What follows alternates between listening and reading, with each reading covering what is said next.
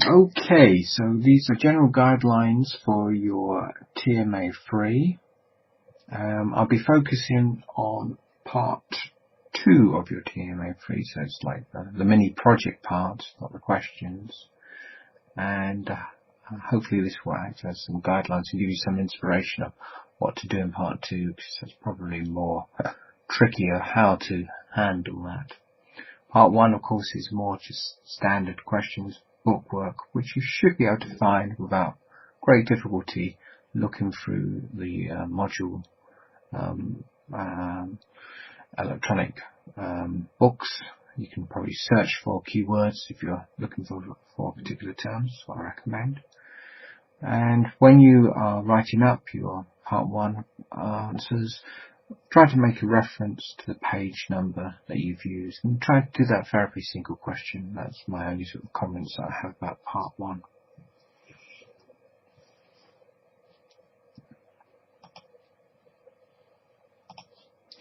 Now you notice I've got a nice funky red cursor here. So TMA03, I wanted to first talk about the learning outcomes of T218, because the learning outcomes for this particular module is completely covered by TMA03. So there's two things that you could do here. Well, actually, probably a couple more than that, but there's two ideas that I want to sort of like highlight. One is that use your learning outcomes either as a means to inspire you of the sort of things that you need to be doing in your TMA, or as a checklist in your TMA. So you could use these sort of things. You know, how do I demonstrate knowledge of factors that drive the development processes, development of designs in engineering,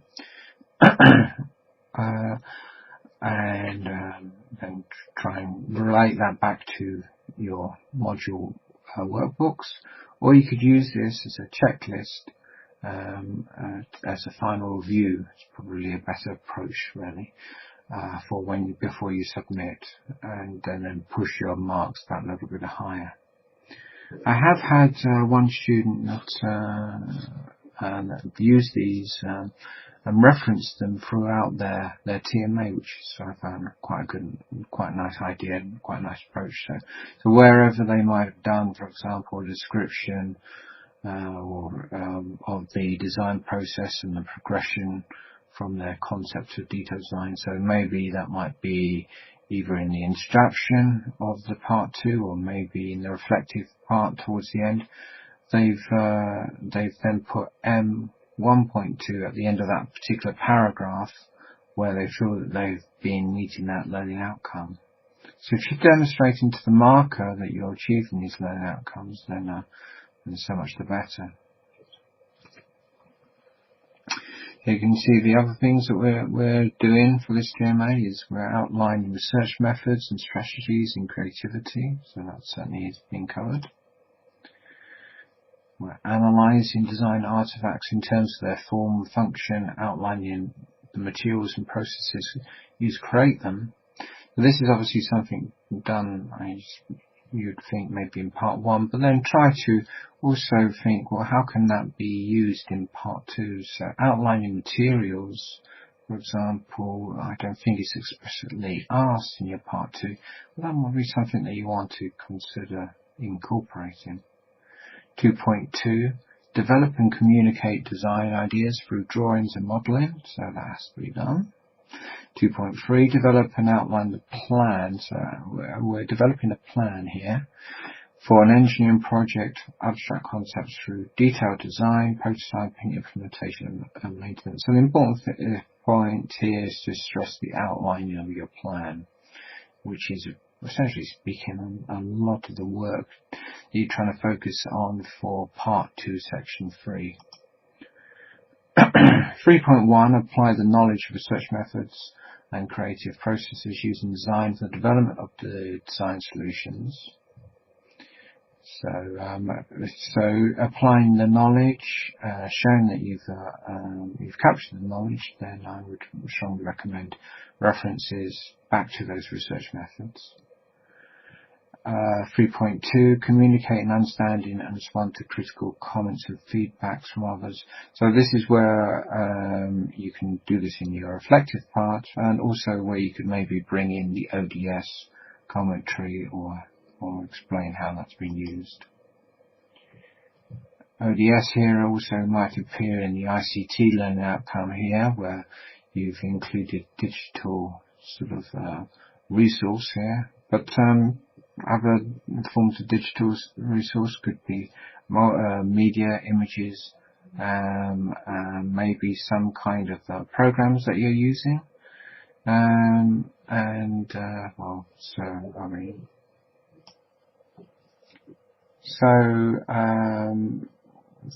see what other sort of internet resources that you might have that might be of use here. Coming back to 4.1, use sketching, drawing, physical models in the conception, development and communication of engineering designs. So we should have sketching, we should have more sort of formal drawing, and physical models ideally in your TMA. 4.3, apply some of the design methods and tools as used by professional engineers. So we've got the experienced creative methods that you're being encouraged to use, and the more sort of formal methods of analysis you've been asked to use as well.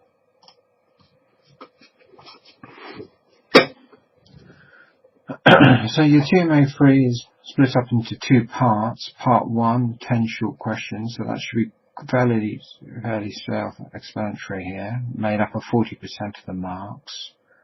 Part 2 completes your design exercise, really. That's why it covers all the learning outcomes. You should regard it as a continuation of your previous TMA2, and it carries 50% of the marks. So we're lacking 10%, and that 10% is covered, not surprisingly, for presentation. Okay. So for part 1, as I said, I'm not going to go into any details about the particular questions. This presentation is not going to focus on the short questions, and this is considered to be your bulk work in your testing of the OU material.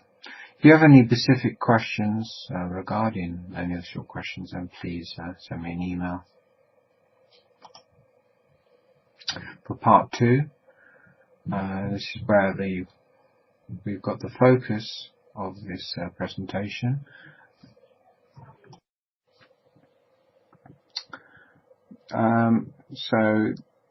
You're going to have to go back to your design brief here. So TMA03 requires you to develop this design brief into that you've finally got your concept design sort of set up.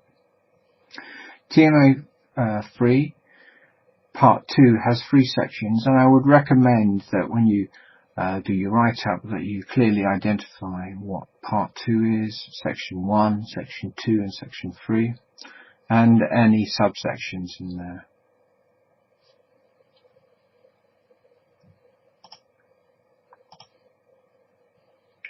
So for part 2, as I said, there's 3 sections. Section 1 is generating the product ideas. You've got 20 marks there.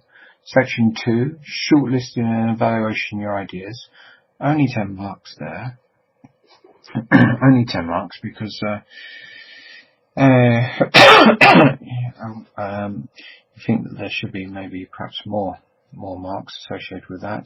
So you can see that the generating ideas and developing, which is really reflection here, actually it's not really so much development, but developing your idea into a conceptual design.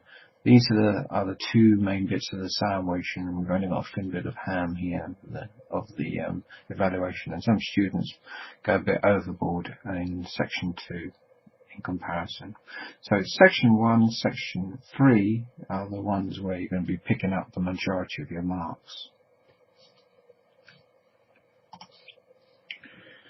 Section 1, generate product ideas. So section 1, as I said, can be all these sections can be broken down into further subsections, and section 1 can be broken down into basically 2 parts, where you are expected at least to generate 4 ideas using at least 2 engineers' creative methods, and 4 ideas using at least 2 creative problem-solving techniques. Okay, I would go for 5 ideas a piece, or maybe make it 6 and 4 ideas. But as a general rule of thumb, the majority of the time when we go for an engineering project, we usually work on the principle that we're going to present 10 ideas. 10 sounds like a reasonable rounded up number. So we are looking for maybe 6 and 4, or 5 and 5, or 4 and 6, whatever it might seem appropriate. Doing 20 would be a bit excessive on the other side. You won't be able to go into any depth about describing your ideas. So present at least 4 ideas generated using at least 2 experienced designers' creative methods. So as I said, you want at least 4 ideas. I would probably go for 5, keep it balanced. 5 for the first part, 5 for the second part. And for this particular technique, we're not talking about formal techniques here. We're talking about creative methods. So you want to use at least 2 creative methods. In actual fact, you probably want to be looking at using more than 2 creative methods. So these can be described as things like immersion, association, or rough sketching, maybe 3D modeling, doing some teamwork, really available to us, informal brainstorming, associative thinking.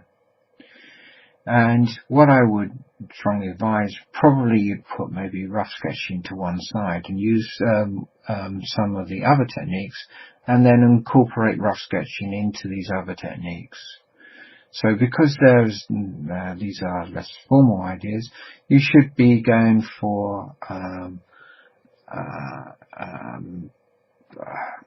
maybe combining these methods. So there's less value going for 3 methods formally, meaning in the sense that this is my immersion, this is my association, this is my rough sketching, but maybe combining the rough sketching with the immersion and the association, or the informal brainstorming, or whatever it might be.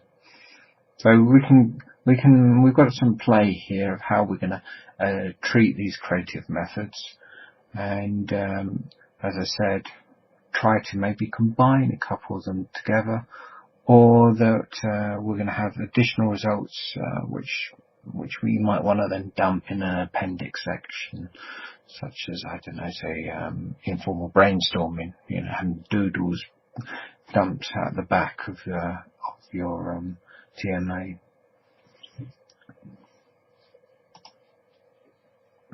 Now, these ideas ought to be a bit rough in terms of your sketches. We don't want things to look too pretty at this stage. The concept is that as you flow through your TMA, you want things to start looking better in section 3.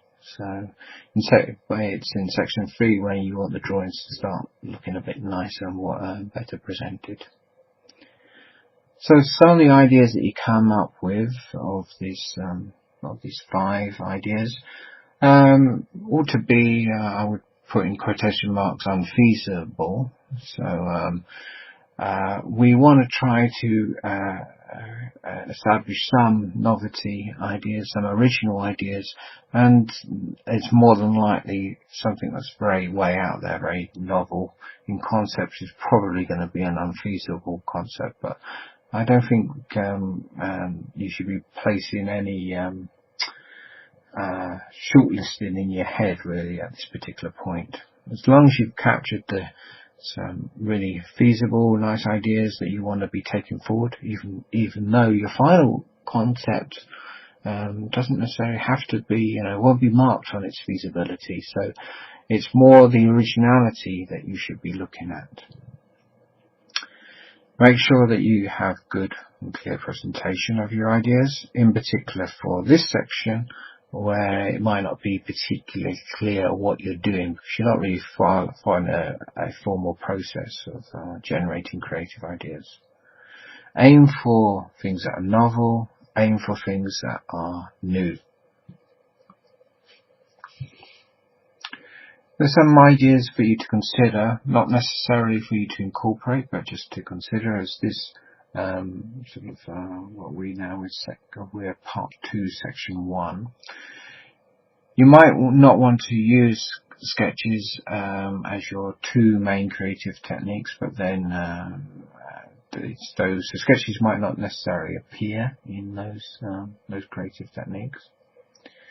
You might want to aim, as I said previously, combine, or I've called this word appendicize, or reject methods. So that might be something that you might want to make a mention about, that your particular method that you're not using, and explaining why, although that comes more in section 3. Aim to include related short discussions about changing materials or previous designs. You might want to refer back to previous work that you've done, and you might want to reference yourself in that context. So for the other 4, 5, 6 maybe ideas will come from 2 creative problem solving techniques, and we want to be a little bit more formal here, so we want to have at least 4 ideas, might go up to 6, and we've said that we want to use at least 2 CPS techniques.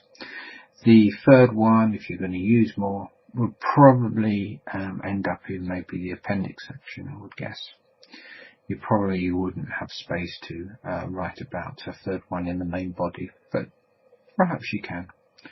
Some of these things can be tabularized, and therefore you might be able to fit 3 methods in the main body. So function analysis, more formal brainstorming technique, random stimuli technique, formal morphological analysis, mind mapping, and other forms of random stimuli techniques as well could be used here.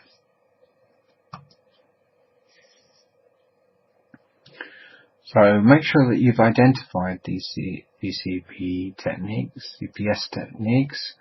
Certainly show that this is my CPS section, and identify it from the previous section where you're being less formal. And you might want to say this is my first, not necessarily this is CPS 1, CPS 2. You might want to highlight that these count as these 2 techniques that you're using.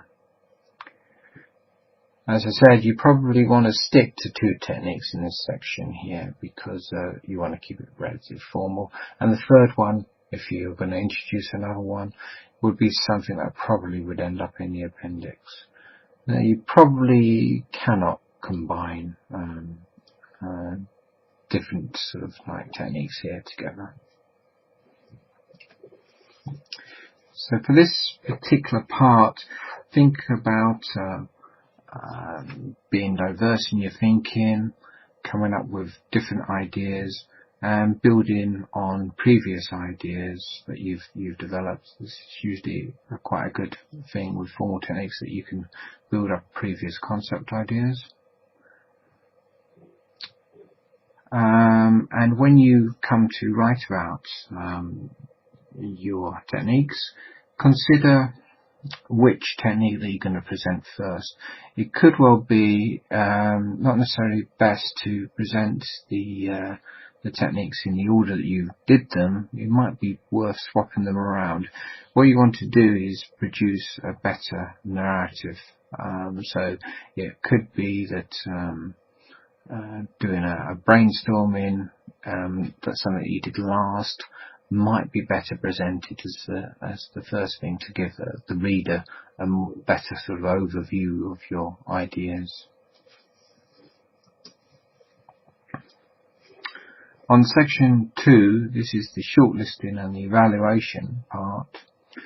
So we've got 10 good ideas from a previous section, and in this section we're going to now just shortlist them. So we'll start off with a shortlisting process, and simply start by describing the 3 shortlisted ideas, and this can just be based upon your personal inclination really. Try to keep some sort of diversity in the selected ideas so that when you come to do the further analysis and whittling it down to one idea, that you're going to get some variation in your matrix system charts and so on.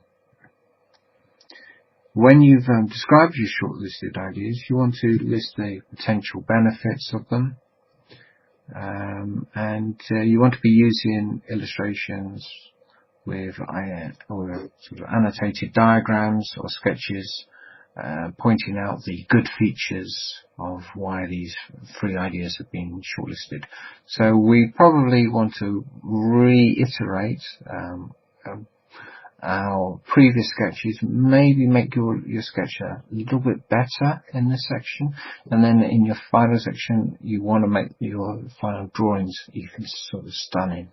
Okay, so section 1, rough sketches. Section 2, more sort of developed sort of sketches, and then section 3, so you want to go for the best drawings you can do. Explain why you've shortlisted, why your shortlist offers the best promise for development.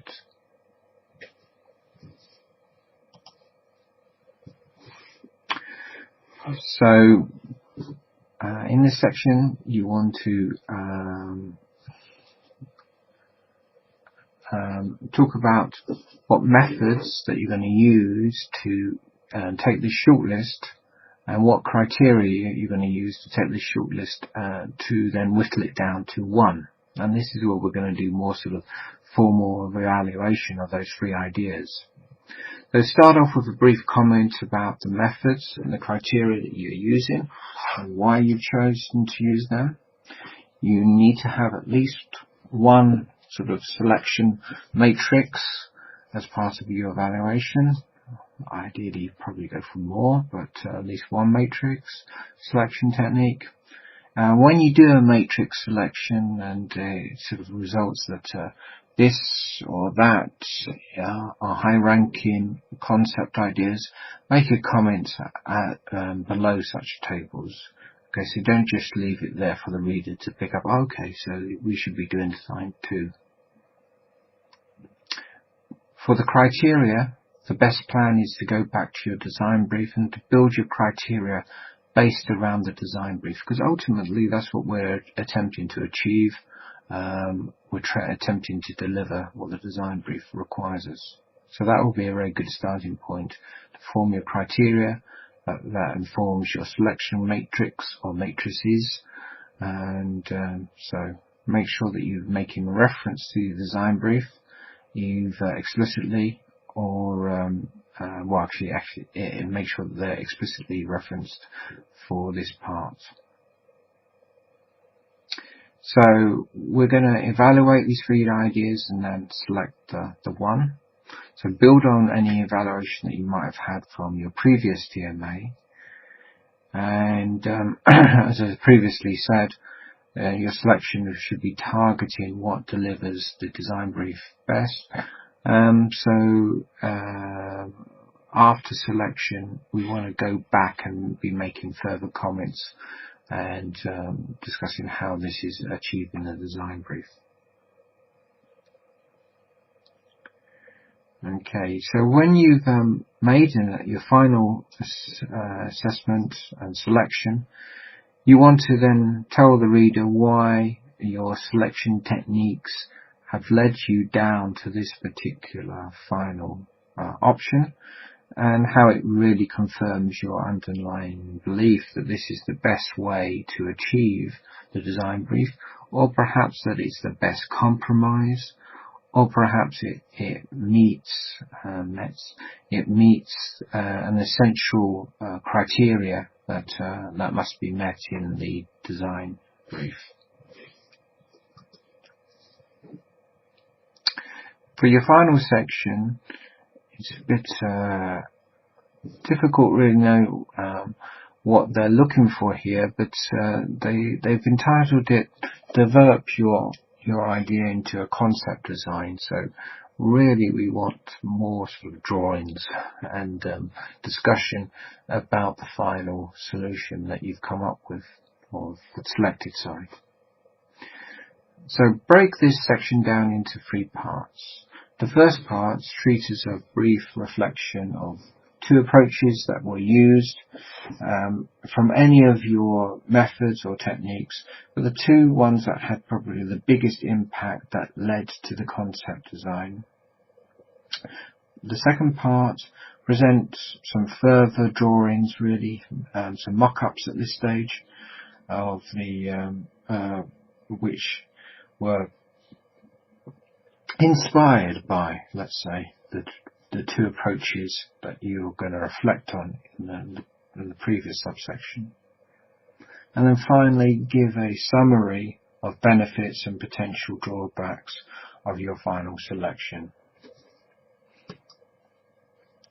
So let's look at these 3 parts in section 3. So section 3, part 1, where you provide a brief account of 2 approaches chosen from either any of the creative methods or techniques. So very simply, all they're wanting here is a brief account of the techniques used and why they were the ones that you found. Ideally, I suppose, you want to describe why you found them the most beneficial. You could, I suppose, go down a different route and say, how something wasn't particularly helpful. But I don't think that's a advisable path to take. So some ideas to consider for writing up this particular section is explaining how these approaches, these 2 approaches that you've selected, can be used to further develop your concept ideas, or how they've had the biggest impact in developing them.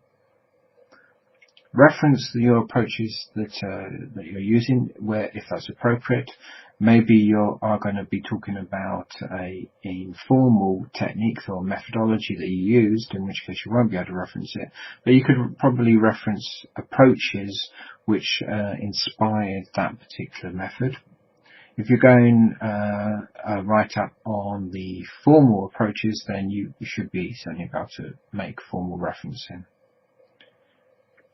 So in a similar ilk, you could reference other designers that have used a similar technique to come up with their design, which was some sort of breakthrough.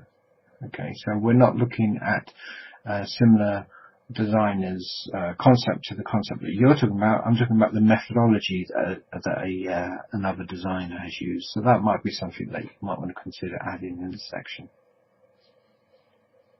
Okay, so as I said, we probably want to go for the 2 approaches that were the most noteworthy. As an aside, you could maybe select one which wasn't helpful, but I don't think that's a sensible approach. In section 3, and this is the main source of your marking for the second part, so it's where we want to focus on a little bit more, is where you present the results from using those two creative approaches that you previously have done a general description on. And you probably want to make sure that you want to be keeping results up your sleeve, in the sense that this is now the sort of time to present further results of your concept designs. And this is where we want to present probably not dimensionalized final drawings, but well-developed drawings of what the final concept is going to look like, possibly. So on these drawings include more sketching, on these drawings include more annotation, and maybe highlight more features, highlight the features that lead you to the reason why this was selected as a final design. And you ought to be submitting some pictures of mock-ups and physical models of this final concept. Reflection and communication is really what we're looking for, and you're looking to do this via drawings and via modelling. As I said, at this stage we're not looking for stuff that we might want to be sending off to the manufacturer, so we're not necessarily looking for dimensionalized drawings, drawings which show the measurements of the size of particular things. Of course it won't hurt if you include them, but that's certainly not required. For your final selection, don't get too hung up. In fact, you're probably doing the right thing if you feel, I'm not too sure whether this is a feasible idea. You'll want to be aiming more for something that's novel, new, interesting, as opposed to something that is very conventional, that is, and therefore is bound to be a feasible concept. So don't get hung up or scared if you're choosing a concept design which you feel in the back of your mind, I'm not entirely sure whether this is feasible. You're not being judged on that.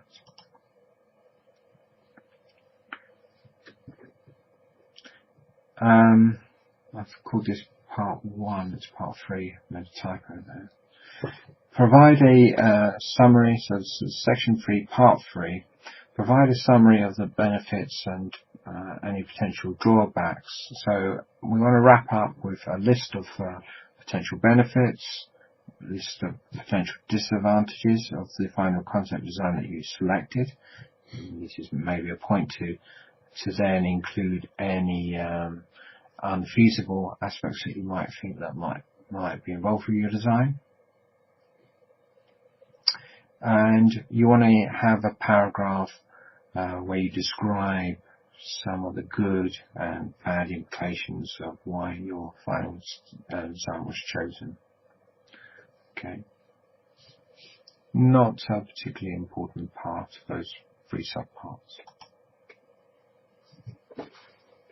And then finally, 10 marks, 10% given for things like using the correct grammar, absent spelling mistakes. I've had a few in this presentation. And the spelling mistakes are only an issue in terms of what's inside the text, where, you should have run a spell checker. Perhaps I should have done too. Inclusion of references. That's always going to give you some presentation marks. Make sure you've got nice figure captions, quite detailed, describing what you're showing, what the source is. It might be yourself even, so photograph by yourself, you could date it and so on. If you're using any form of images or maybe things like quotations there, and they really must be referenced, because if they're not referenced, then the implication is that you're trying to pass off other people's works potentially as you're someone else. But more importantly, in the general sense that we might want to think that's a really good idea, where does that come from? And we might, as a researcher, we might then want to look up where that original source of that idea comes from. This particular section will have marks for originality, novelty and diversity of your answers there. So trying to think out of the box will be rewarded. Sticking to the word count in terms of the main body will be rewarded.